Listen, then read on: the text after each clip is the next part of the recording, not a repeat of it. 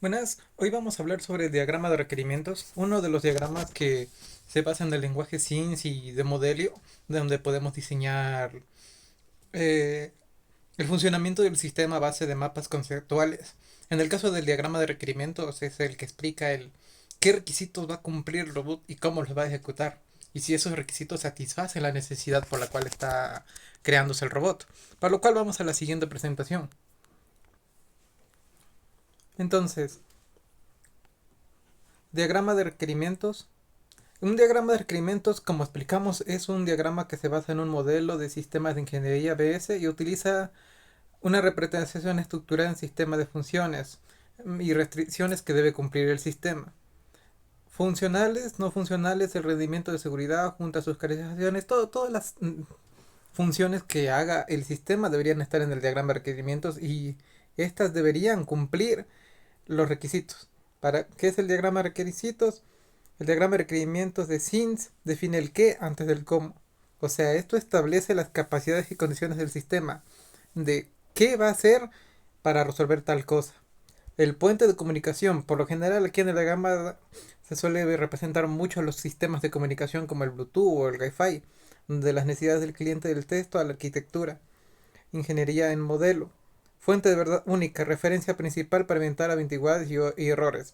Eso significa que el requisito no puede ser ambiguo, tiene que ser un requisito específico. Por ejemplo, quiero que sea Wi-Fi, pero no puede ser solo Wi-Fi. O sea, ¿qué quieres que haga con Wi-Fi? Que se comunique a una app, que se comunique a una computadora, que sea móvil, que pueda conectarse a internet. ¿Qué quieres que haga con el Wi-Fi? En este caso podríamos hablar de una aplicación. Entonces, desarrollas una aplicación para que el robot, por medio de esa aplicación y comunicación, se mueva. Gestión CABI, trazabilidad, composición de problemas.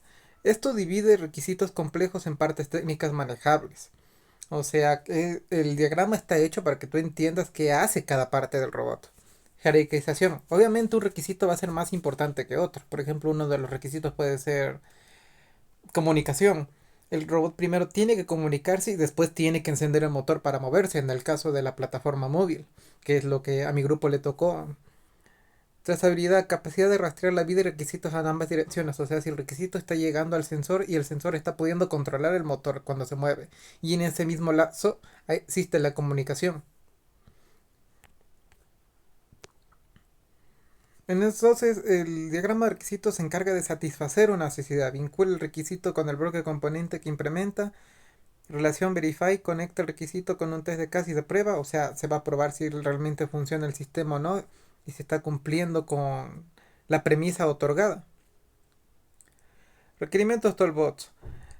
Esto también se puede ejecutar de manera en MATLAB. En el caso de MATLAB, lo más común es irse al modelo de Simulink. Simulink sé que no es un diagrama de requerimientos, pero podemos interpretarlo que con el de requerimientos ya deberías ser capaz de entender cómo simular el sistema en un Simulink o un programa de simulaciones para que tú puedas hacer el esquema del robot y cómo tiene que ser para la detección de brechas, identificar requisitos sin implementarse, que no se estén cumpliendo, que no se esté ejecutando nada, o simplemente para ver el comportamiento del sistema, al menos en el sistema, en la parte de simulaciones virtuales. Después, para después pasar a la parte de simulaciones en físico.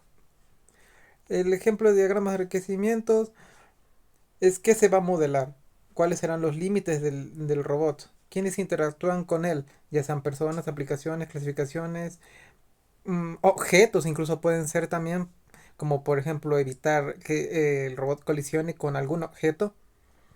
Requisitos no funcionales suelen ser restricciones como peso, potencia, seguridad, costo, etcétera. No funcionales significa que no tiene nada que ver con el robot, pero están en el presupuesto del sistema, por ejemplo, cuánto va a costar, si es económico, si es viable. Entonces, para construir el diagrama de sistema se siguieron los siguientes pasos. Diagrama de definición de bloque. Diagrama interno de bloque. Diagramas de caso de uso, diagrama de actividades, diagrama de secuencia y máquinas de estado. Esto se va a entender más con los siguientes ejemplos. En este pequeño diagrama podemos ver el pequeño espacio de la comunicación Bluetooth, donde la ID es el identificador de cuadro. El título Bluetooth es el título de requerimiento. Y el texto es lo que va a hacer ese requerimiento. En este caso, el carro debe moverse y controlarse vía Bluetooth. Estamos hablando de la plataforma. O podría ser también, por ejemplo, una aspiradora.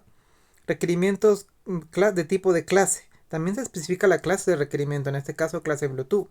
¿Por qué esta clase Bluetooth? Porque esta es la clase de comunicación que va a tener, en este caso clase Bluetooth, o también puede ser una clase Wi-Fi, o otro tipo de comunicación como tipo de comunicación serial, y se pueden desglosar más requerimientos que tenga que referir a eso.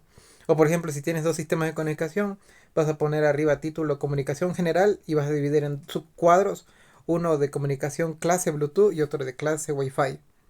Este también tiene, al igual que el anterior, su identificador y el texto que dice que deba seguirse el estándar Bluetooth de clase de dos dispositivos usados a la vez.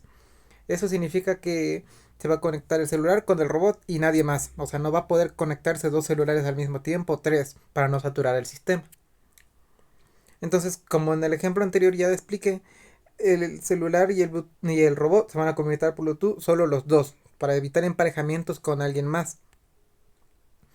El diagrama de requerimientos permite organizar las ideas antes de la necesidad y evita errores de etapas tempranas y garantiza el desarrollo final para que el usuario cumpla las expectativas del usuario.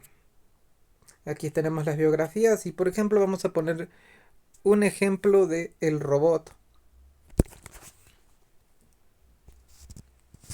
Entonces, por ejemplo, un requisito sería que no... Un requisito sería como este de aquí. Aquí tenemos el diagrama de requerimientos escrito a mano de este robot y podemos ver lo que dije. Requisitos, título, detección de obstáculo, un identificador y el texto. El sistema debe ser capaz de detectar objetos en su trayectoria, o sea que apenas va hacia él lo encuentre. Requisitos, sensores externos, que el sensor detecte una colisión, que se comunique por vía, que los comunique al sistema de motores para que cambie de dirección, por ejemplo. Y en el caso del cuadro inicial, que active los sistemas de control para que el robot sea capaz de, cuando detecte un obstáculo, dirigirse a otra dirección. Por ejemplo, ahorita podemos poner de ejemplo la aspiradora robot. Su premisa es que tiene que limpiar, pero cuando detecte un objeto, moverse a otro lado. Y vamos a ver que lo cumple. Va a una trayectoria, encuentra un objeto y después va al siguiente. Y así podemos ver cómo cumple la premisa. Encuentra un obstáculo y cambia de dirección. Colisiona, cambia de dirección. Colisiona y cambia de dirección. Así podemos ver que el requisito no solo era aspirar, era que también detecte objetos y eso le permita al robot poder funcionar de manera autónoma, cumpliendo la premisa de evitar colisiones. Bueno, el robot tiene que colisionarse para cambiar de trayectoria y lo está cumpliendo. Entonces con el diagrama se debe entender eso.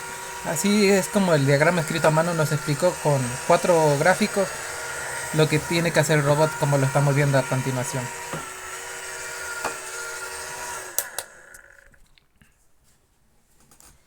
Eso ha sido todo sobre el diagrama de requisitos. Espero que haya sido entendido por completo la explicación de qué es lo que hace y para qué es lo que sirve.